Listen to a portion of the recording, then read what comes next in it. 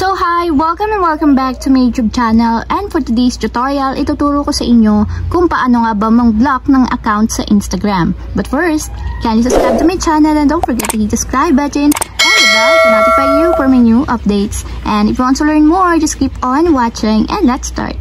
So ayan, for today's video, gagamit tayo ng Instagram application. So ayan, i-open ko na yung aking Instagram.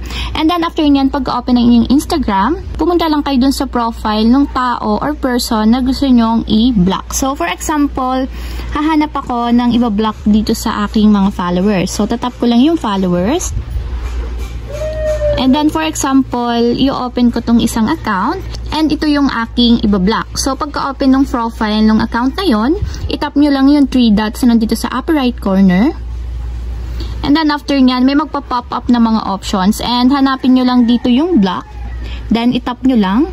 So, ang sabi dito is kapag nag-block daw kayo, they won't able to message you or find your profile or content or Instagram. So, kapag binlock nyo daw yung tao na yon, hindi daw nila kayo mamemessage or hindi din nila mahanap yung profile nyo sa Instagram or yung mga content na pinost nyo sa Instagram. So, hindi naman nila malalaman or hindi naman sila mananotified if ever na binlock natin sila. So, pwede naman natin silang i-unblock basta i-change lang natin sa settings ng ating account. So, ayan, itap lang natin yung block. And automatic yan, naka-block na yung account na to. So, kung nakalagay dito is block. So, ayun lang guys. Ganun lang kasimple kung paano nga ba mag-block ng account sa Instagram.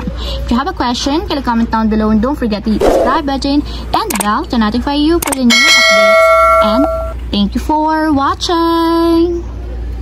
Living life, every day, late at night, not okay.